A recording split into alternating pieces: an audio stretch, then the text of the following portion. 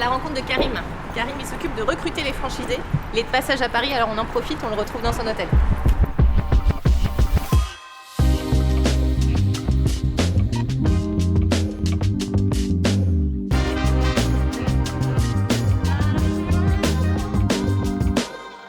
Séverine, enchanté, on se l'a dit. Bah et toi, ravi de te rencontrer. On a échangé au téléphone et en visio, ça change. Ouais, carrément. On se fait un petit café. Ah bah, un petit café, s'il te plaît, ouais. Au sein de Waldom, si tu veux, on a effectivement une vraie stratégie de développement. Hein. Donc on a une ambition qui est de mailler le territoire en France. Okay. Et donc mon rôle, c'est d'accompagner cette expansion, ce développement, en recrutant les futurs porteurs de projets, en recrutant les futurs franchisés. Et donc d'associer dès le départ l'homme au projet. Le profil recherché, le profil cible, c'est vraiment un commerçant, un manager, un gestionnaire, qui va prendre beaucoup de plaisir à être en relation avec ses collaborateurs, mais aussi en relation avec les clients. On a la chance d'avoir un beau concept de magasin, on a la chance d'appartenir à un groupe leader. La marque a vraiment évolué et la marque est devenue très attractive. Et donc, à travers notre site vitrine, notre site carrière ou des événements tels que le Salon de la franchise, eh bien, ce sont plutôt les candidats qui viennent à nous. C'est une vraie relation de business partenaire que je cherche à poser dès le départ. On prend vraiment ce temps-là de se découvrir, de se connaître.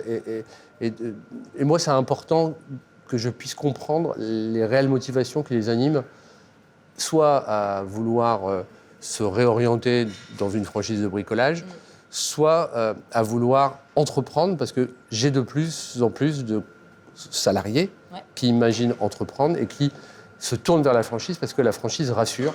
Véritablement parce que la franchise apporte un concept, apporte un savoir-faire, apporte un accompagnement. Passer du salarié à l'entrepreneuriat, c'est un vrai saut dans le vide.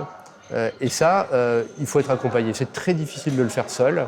Et c'est en partie pour ça aussi qu'on a créé un programme qui s'appelle Campus Entrepreneur et qui a pour vocation d'accompagner des salariés vers l'entrepreneuriat. C'est un programme qui permet aux participants véritablement de se poser les bonnes questions, de faire un travail d'introspection. Ses motivations, ses moteurs, ses drivers, ce qui est important pour lui, identifier ses spécificités, identifier ses ressources internes et externes mobilisables.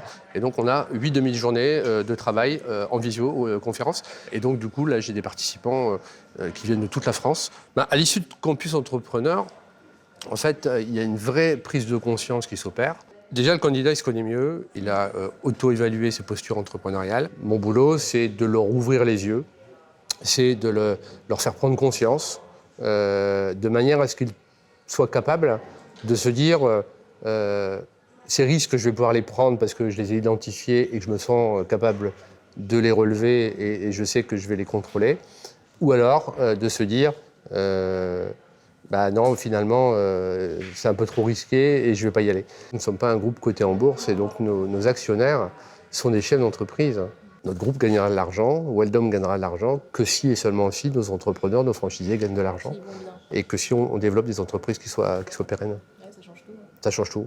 J'ai vu qu'il y avait un baby-foot, tu veux te faire une petite partie, allez. Hop. Est-ce qu'on a le droit de faire, tu sais, les... les roulettes, non. On n'a pas le droit de roulettes. Ah ben non.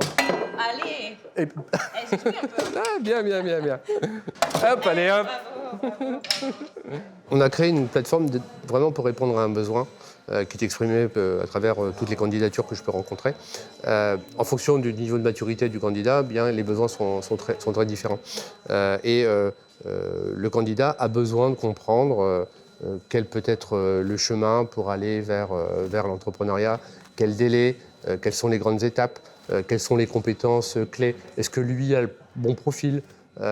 Combien ça va lui coûter de prendre un expert comptable, un avocat d'affaires, quelle structure juridique, enfin toutes ces questions-là, à un moment donné, elles sont légitimes et elles sont assez universelles. On a souhaité, dans cette plateforme-là,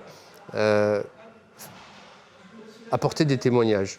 On a vraiment des belles histoires, on a écrit vraiment de très très belles histoires avec des franchisés. Et donc, il nous paraît important que ces histoires elles soient racontées et que les entrepreneurs puissent en témoigner, tout simplement.